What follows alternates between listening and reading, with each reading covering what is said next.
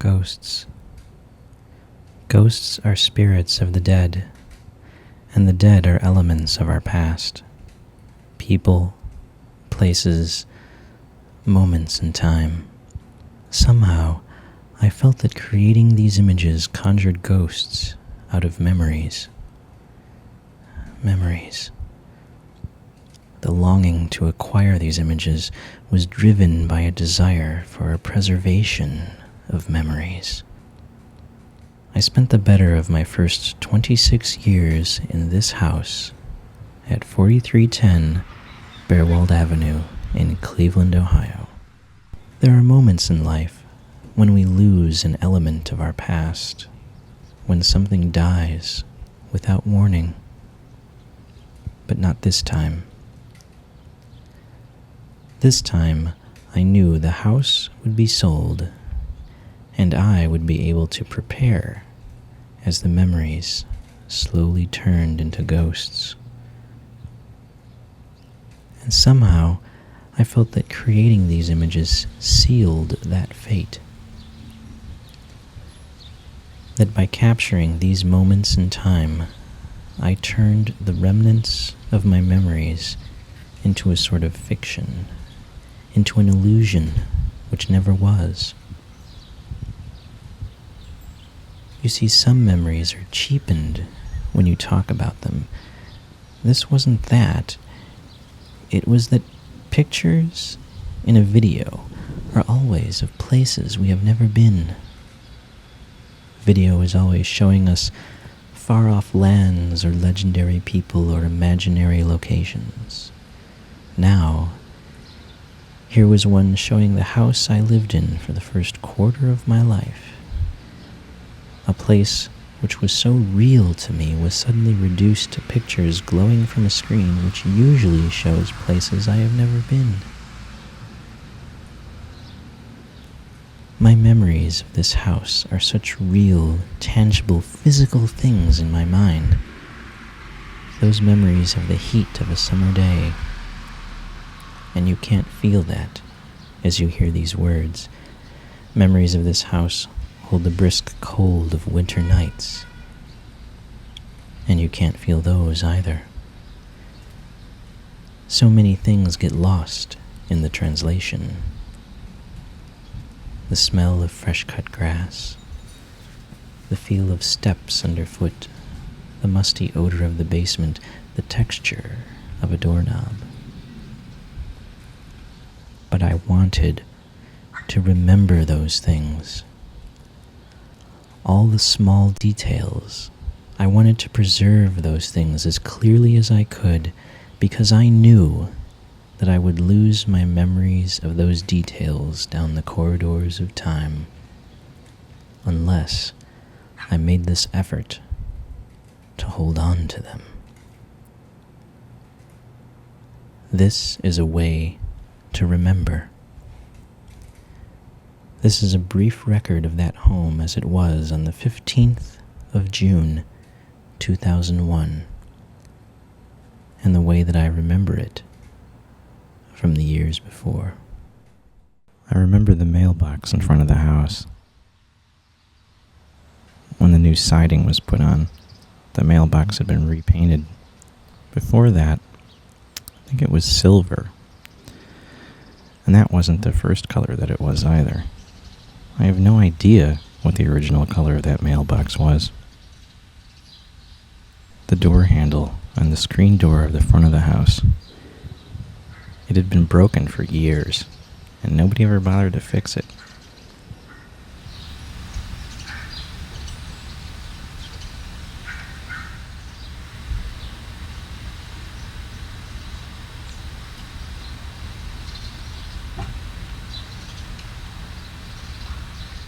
The metal swing on the front porch.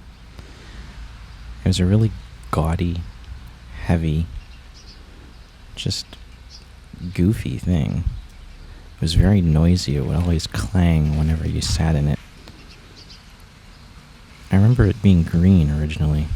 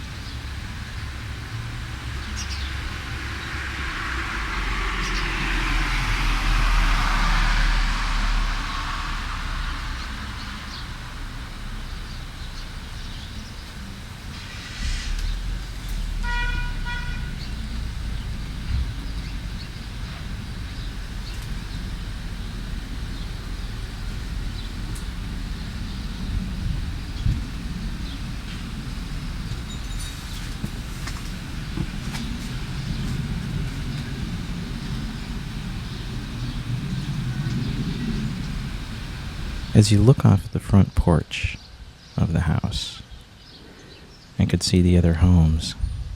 I remember this house where my friend Danny used to live when I was about 5, and the house next to it where there were 2 beautiful, huge trees up in front.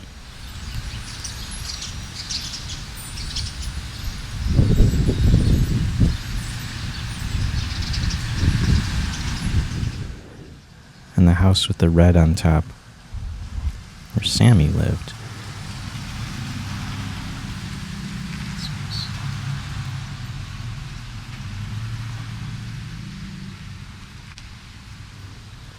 And the house far in the back, next to the big tree, where one of my oldest friends, Garrett, lived. And at the end of the street, the Lutheran church parking lot, where we would play all the time.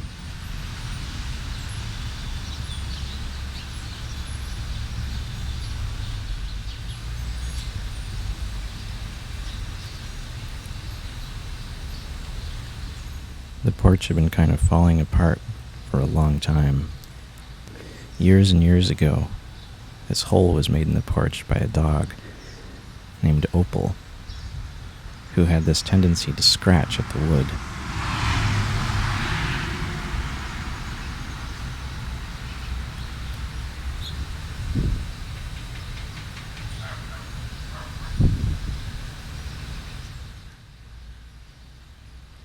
Much like the door handle on the front of the house, the front railing had been falling apart for years and just hadn't been fixed.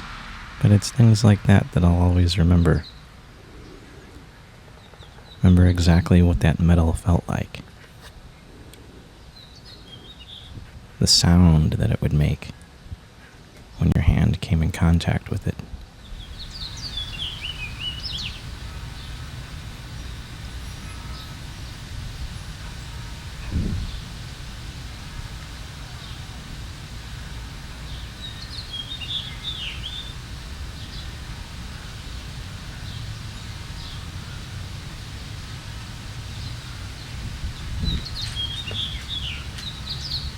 The front steps of the house.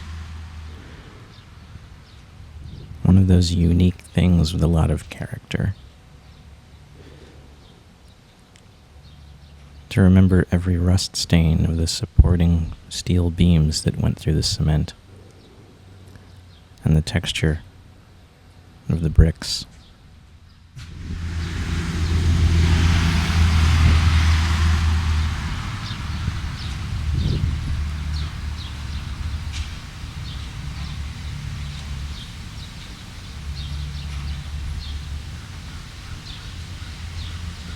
The house had a big air conditioner mounted in the one living room front window. Someone ran into it with a truck and dented the side of it after it had been installed for a few years. But the way that my grandfather put it in that window, there was no way you could ever take it out again. So it just stayed there. And there was an upstairs window in a closet that was covered up when the siding was put on. I remember arguing that they shouldn't cover up the window, but they went and did it anyway.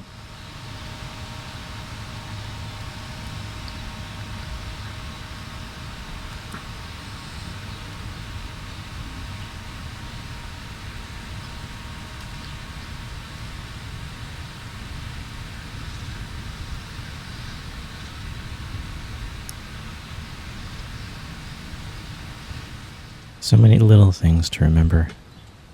Just the way it looks to stand in the driveway and look out in the front street.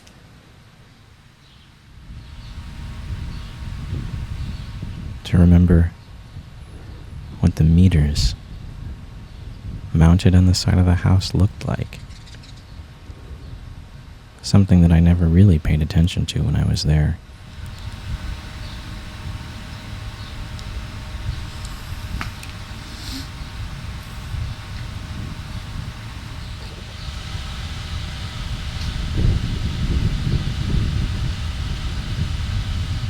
The water spigot on the side of the house. how many times I hooked a hose up to that and started drowning my grandmother's plants. The rear steps on the addition on the back of the house that my grandfather built, extending the kitchen, making it a bit larger.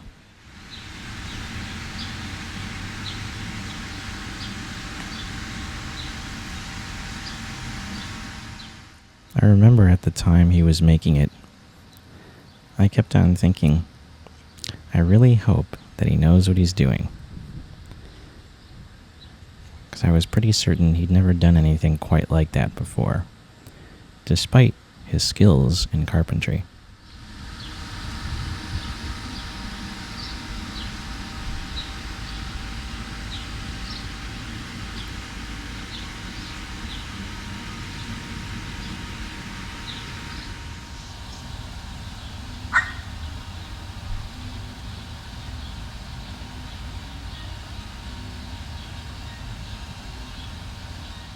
Three windows in the back of the house, the lower one leading to the addition, and the one that looked out of my bedroom.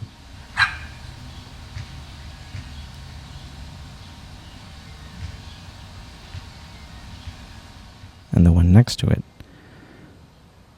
which was into the hallway upstairs.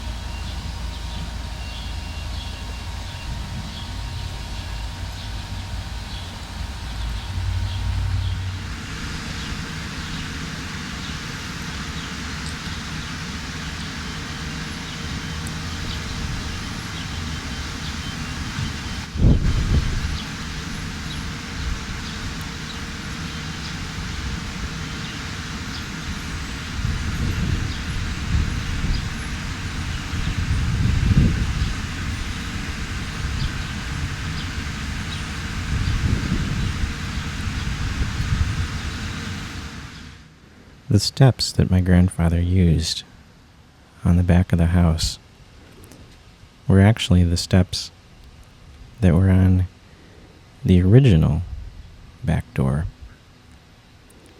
Old and weathered. They were blue many, many years ago. And then he changed them to a sort of brown color to look more like natural wood once he put them back here. But of course, over the years, the paint began to chip and peel and fade. And again, things just kind of wound up staying that way.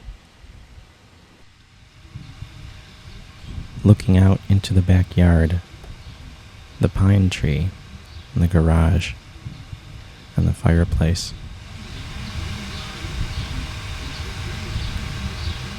And then over to the neighbor's house.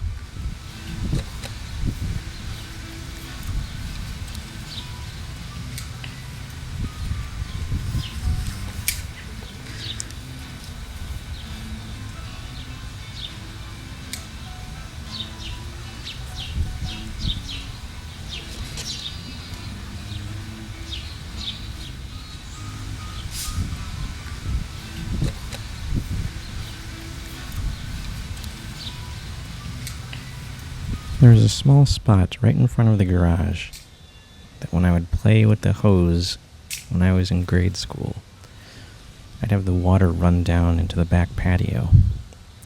I would use mud and build little dams and use straws to release some of the water.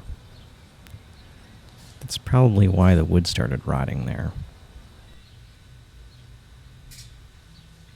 The inside of the garage. There's a lot to remember about this. Yes, it was cluttered. It was a complete mess. And yet, I knew exactly where everything was. could find anything that I needed. And my grandfather could too. I suppose that's why he never really bothered to clean it. Of course, he always talked about it. It just never actually happened.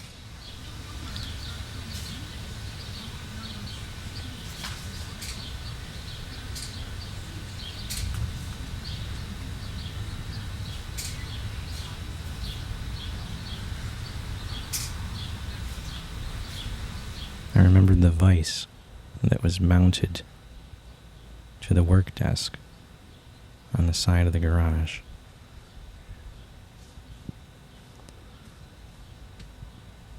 How many little projects had I used that for? Metal, wood, cutting things, drilling things, building all kinds of things, most of which I've probably forgotten.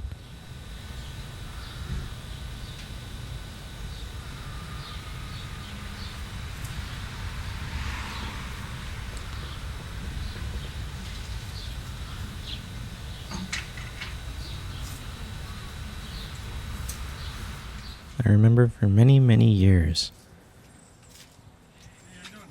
there was the device for making gaps in spark plugs. And I never knew what the heck it was.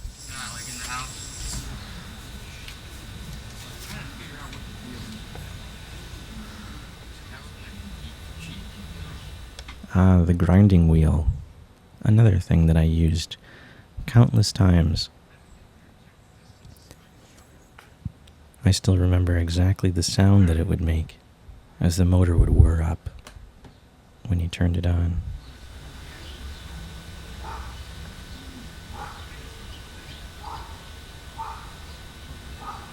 So they actually shoved the pipe in there and then hooked the... Is there by gas pipe or stove like a food pipe?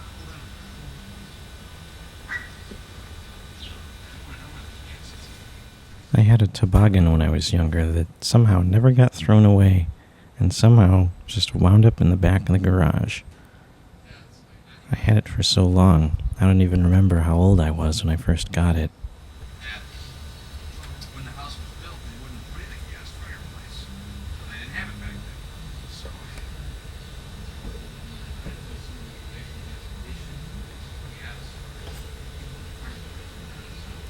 Doesn't make sense.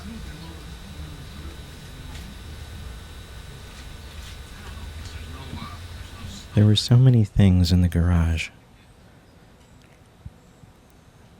but not a lot to talk about, not a lot to narrate.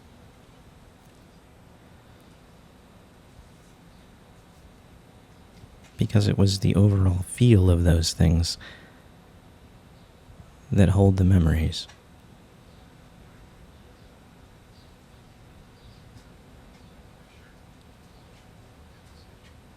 When I was about 10 years old, I labeled a lot of things in the garage, such as the big saw. I didn't ask, of course, I just went around and started doing it. The funny thing is, my grandfather never took any of the labels off of anything.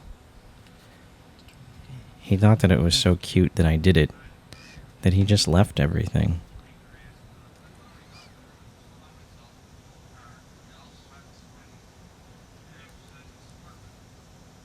So 20 years later, the labels are still there.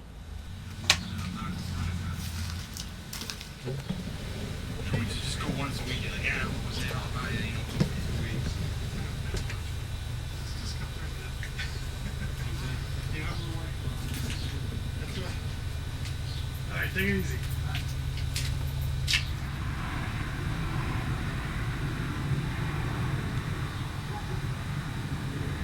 Oops. Bow and arrow there yet. See on top of that shit. There's your bow right over there.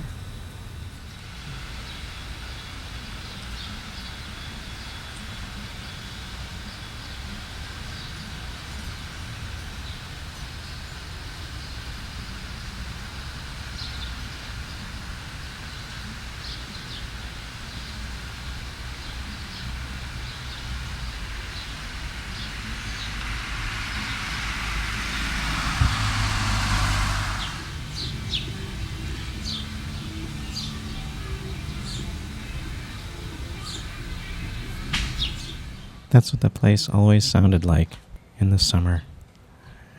Chirping birds and bad classic rock from a neighbor's house.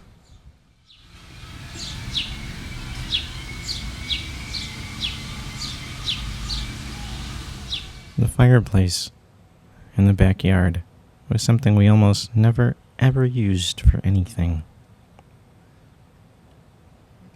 But my grandfather had to put a letter M on it for muss. There was a beautiful, beautiful pine tree in the backyard that started dying because they cut too many branches off of it.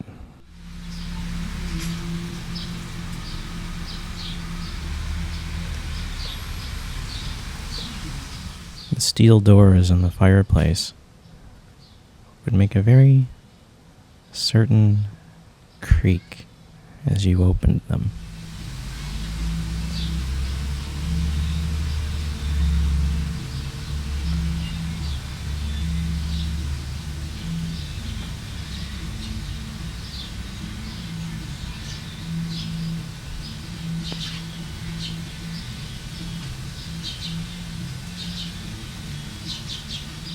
And I don't remember the last time it was ever used.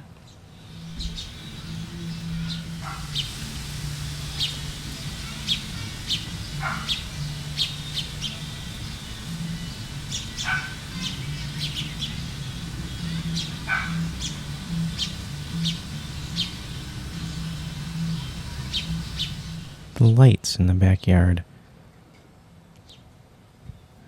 could be turned on only by a switch in the garage, which I always thought was a very strange thing, that you couldn't turn them on from the house.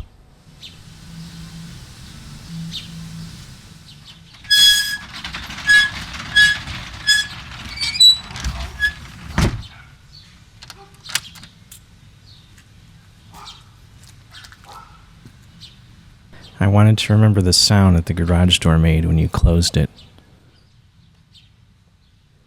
There are many shots throughout the video where I focus on door handles,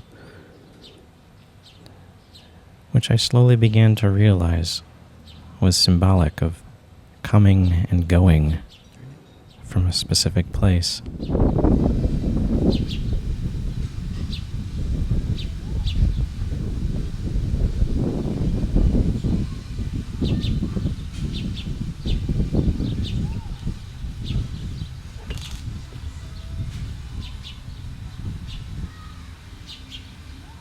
The door handle and the doorbell in the back of the house, and the handle and the locks to the main door as you opened it up into the back room.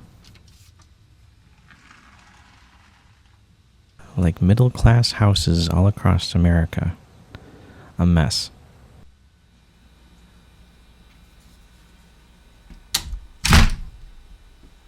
And to remember the sound of the back door closing and the latches catching shut.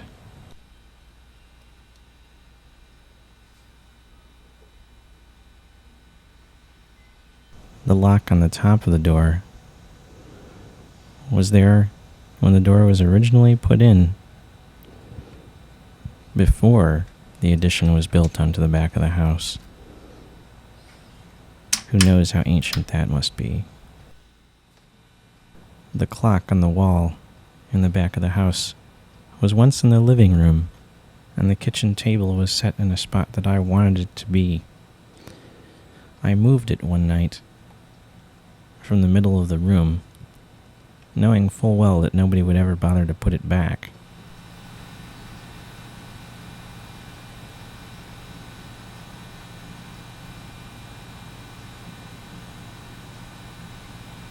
The door in the kitchen that led down to the basement, and the small little kitchen with the wood paneling that my grandfather put up.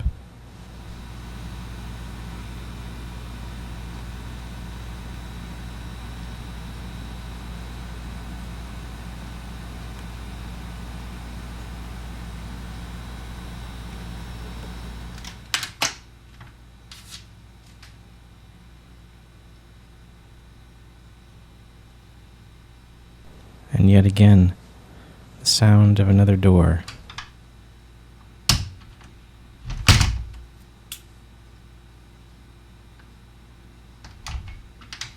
There were two little plaques hanging up in the kitchen for my grandmother and my grandfather. I would always switch them around, putting the top above the bottom and vice versa, figuring that it was fair that way. On the little plaque that always sat on the windowsill, just above the sink in the kitchen,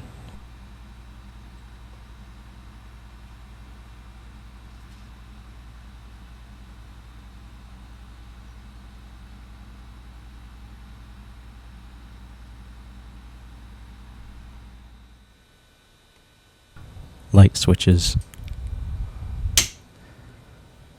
along with the door handles. Another thing that I remember very clearly.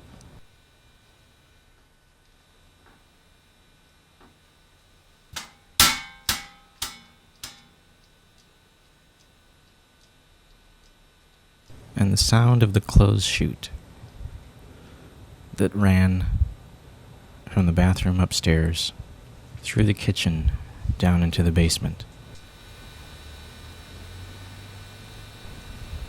And the dining room,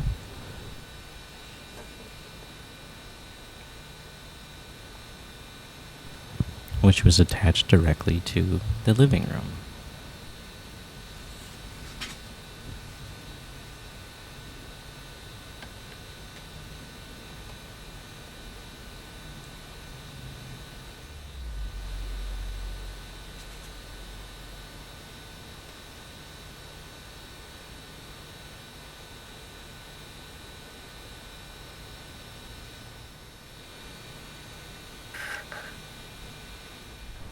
The desk that held the phone in the dining room.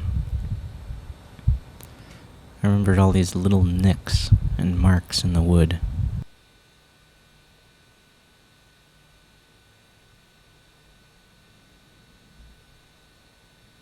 And the telephone itself, the old telephone number.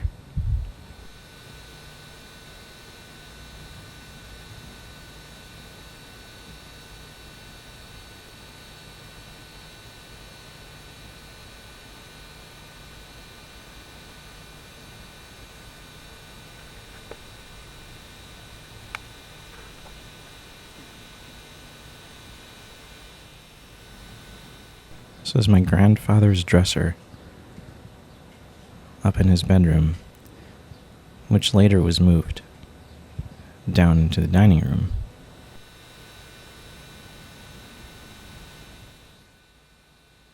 The light switch in the dining room, and then looking over the mantels into the living room.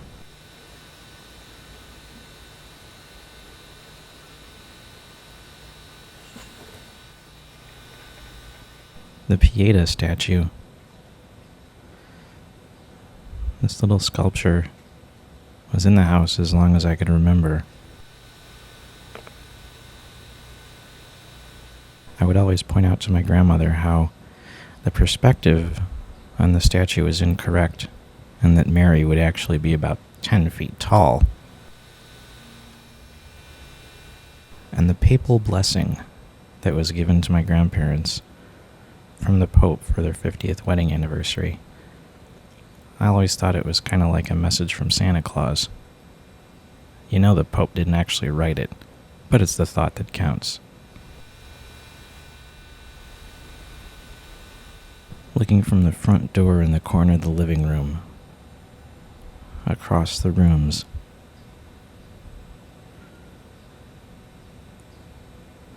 and to the stairs that lead to the second floor.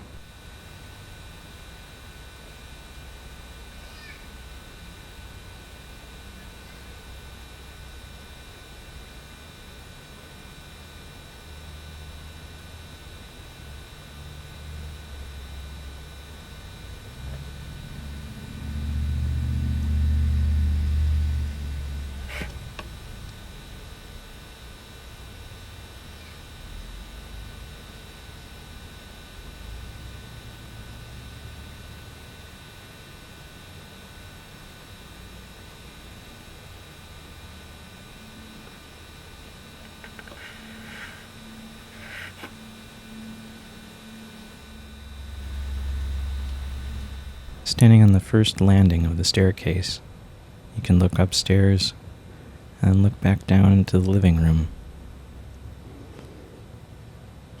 It wasn't a very big house. In fact, it was really rather small.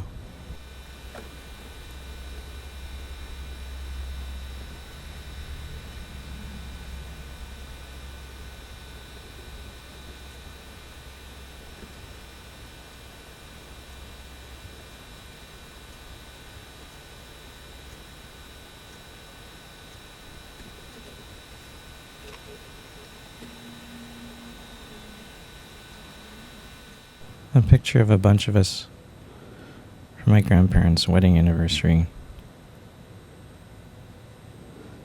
Sat on the cabinet that my grandfather built.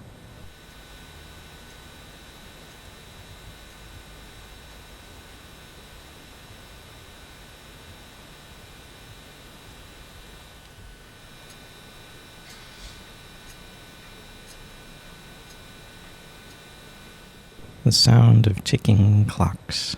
I remember that sound. It used to really depress me when I lived at home before my grandparents passed away, and I'd be there all by myself and the house would be quiet. And I would feel like the clocks were ticking, telling me that they wouldn't be around forever. The second landing of the staircase, where you could see down the steps and up through the hallway that led to the 3 bedrooms and the bathroom upstairs. The bathroom sink upstairs. More sounds to remember.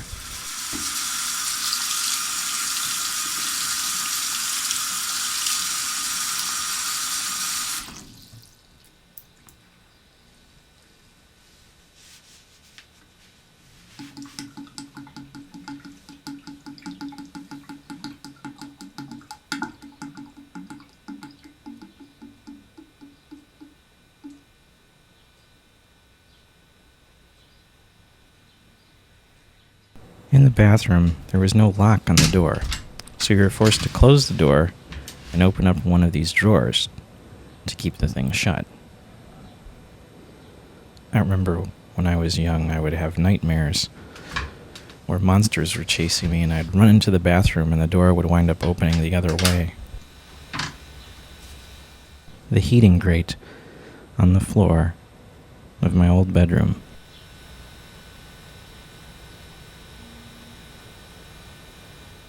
When this room was mine, it looked nothing like this. The walls were a different color. They were just covered with posters of dragons and fantasy movies. This was my grandparents' room. And of course, it looks very different now, too. Nothing like it did when their bed and their dressers were in here. It became a place that we just stored things. But the windowsills, those looked the same. The chipped paint.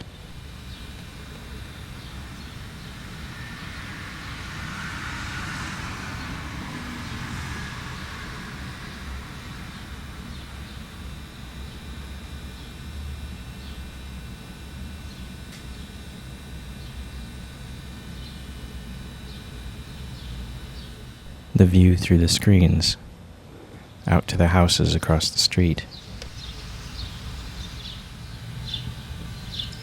And the window of my old bedroom that looked out into the backyard. How many countless times had I stared at this, day and night, summer and winter, watching the changing seasons through the screen.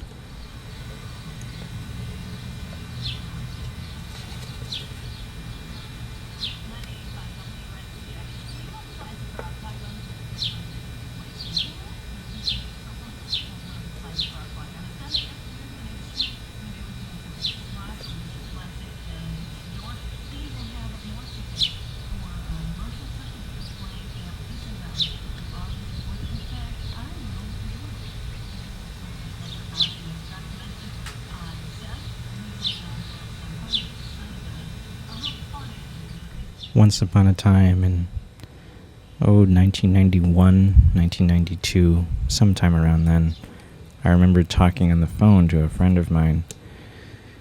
He asked if I was on a cordless phone outside because he could hear all the birds chirping. And I said no. No, that's just what you can hear out my bedroom window. He was really impressed, and he said that he wished that he could hear things like that where he lived.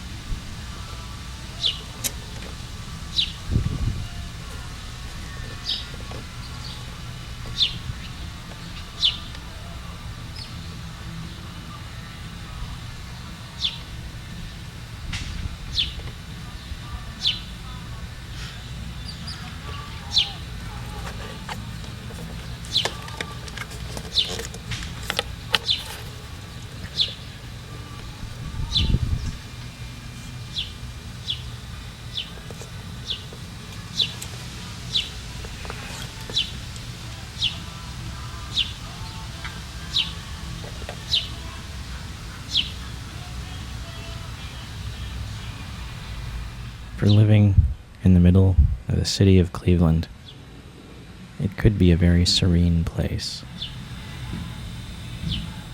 I remember my little cousin poured a bunch of magic sand in this windowsill one time. She said she was painting. She was about 2. I was rather upset. The light switch from my bedroom was actually a button. Strange, because it's something that I've never seen before or since.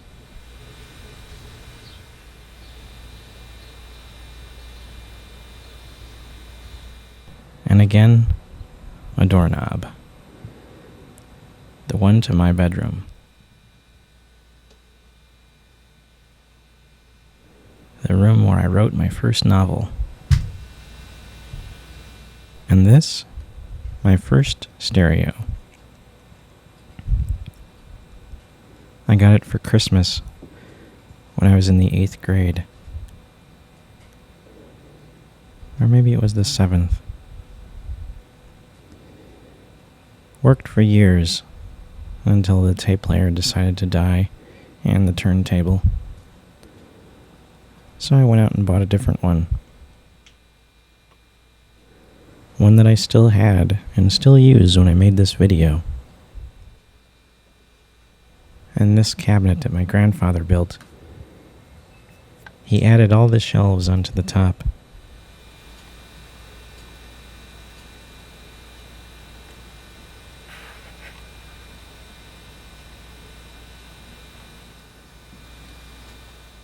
And there was this beer mug that always sat on that mantelpiece. I don't know where it was from. I don't know how old it was.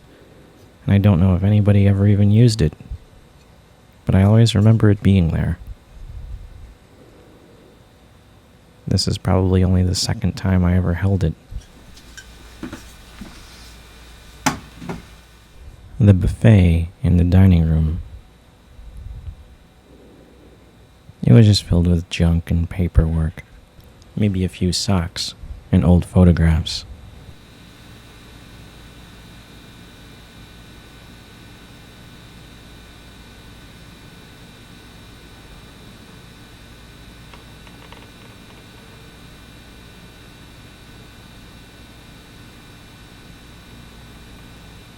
The divider between the kitchen and the back room. It wasn't there originally when my grandfather built the back room, but it was something that all of us wanted, so he added it in. And the light switch for the lights leading down into the basement.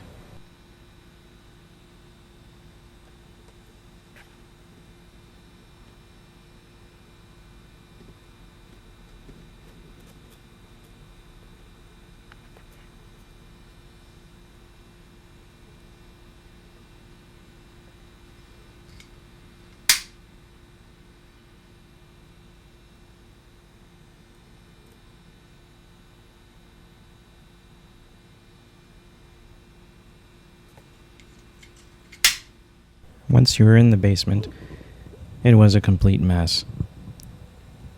Kind of a lot like the garage.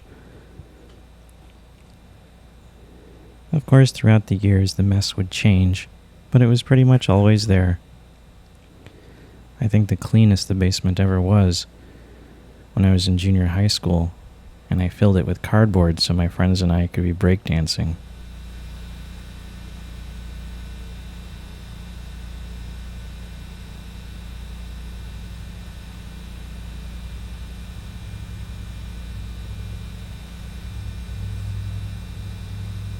And in the other room of the basement, there was another workbench. And a doorway which led under the front porch, where one could get readings on the gas meter.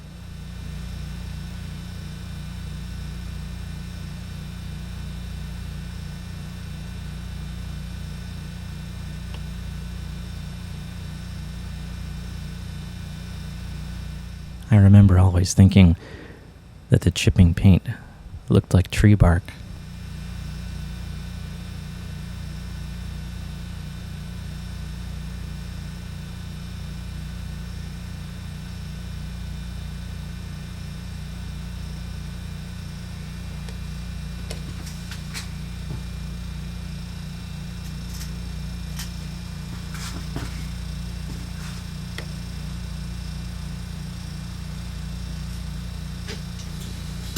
The basement held the washer and dryer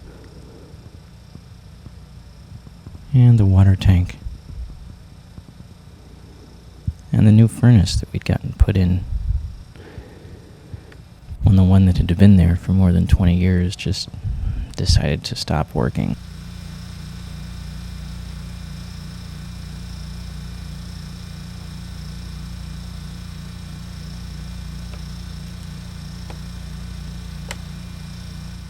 The light switches over the washer and dryer for years didn't have that cover on them. I remember getting an electric shock a few times when I would go to turn the light on.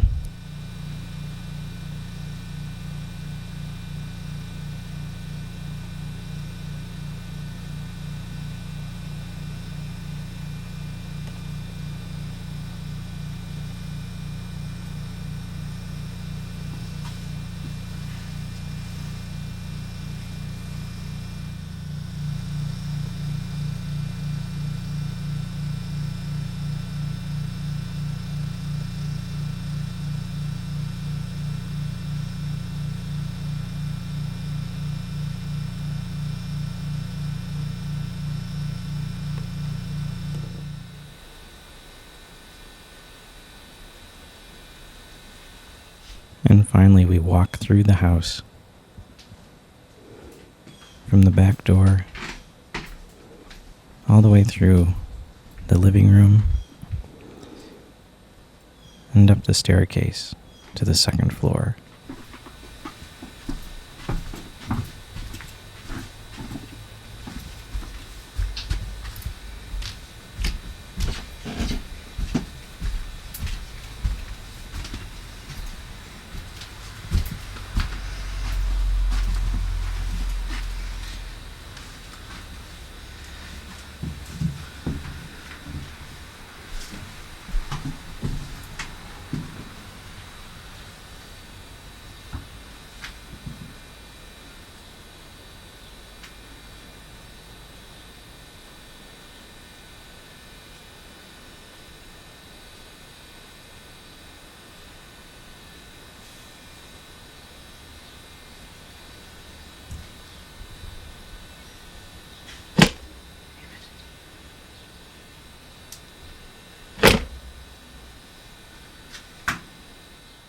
and the lighting fixtures in the bathroom.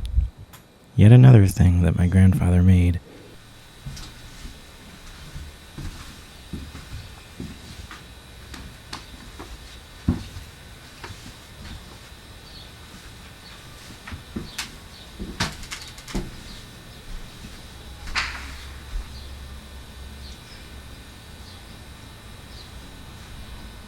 And this dresser was the one that was in my grandmother's room.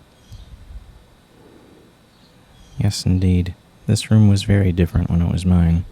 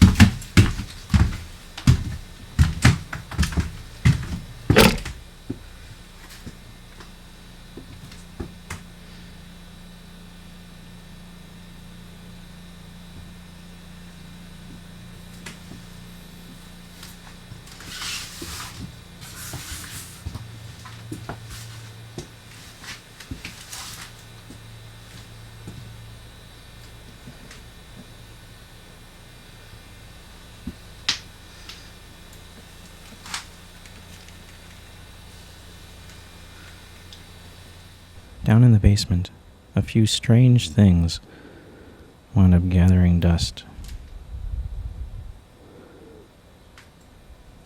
Mostly sitting upon the bar, that again was never used as long as I could remember.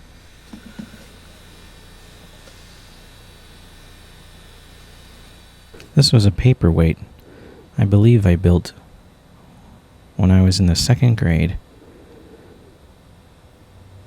1979. I made it for my grandmother for Mother's Day, with her initial, Lenore. It was a bathroom tile with seashells glued onto it.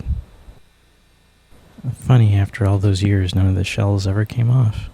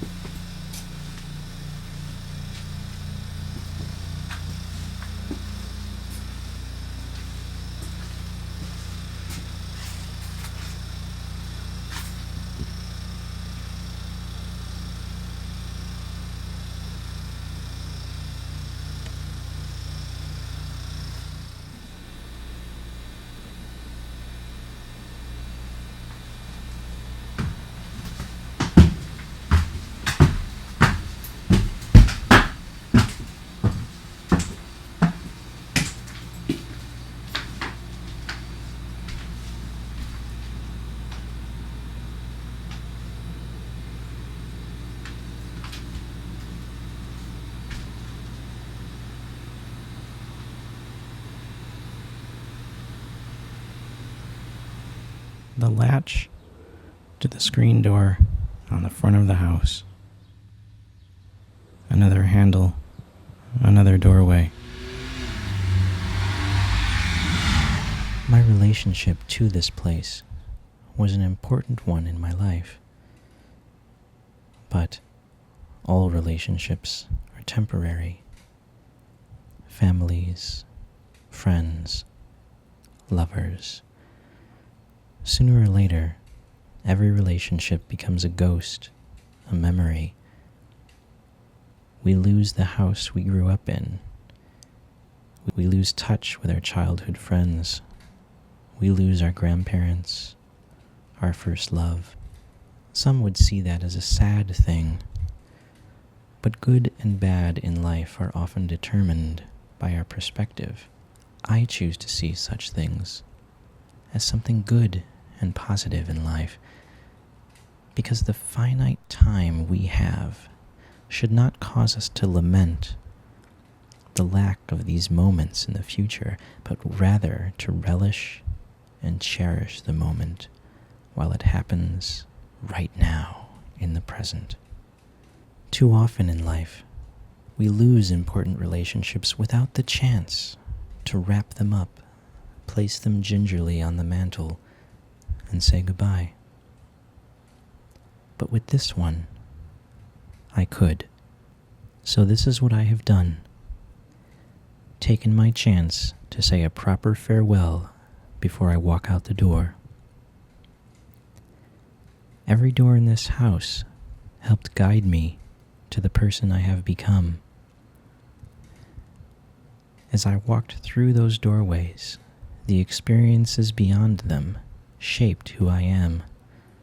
And surely the magic which lay in the last step through that door holds the most promising and sacred magic of all. So as I turn to walk out the door for the last time, it is not with sorrow, but with an eager anticipation for all the glowing brilliance the future will bring. Life blazes with the brightest joy when we savor every moment and every breath.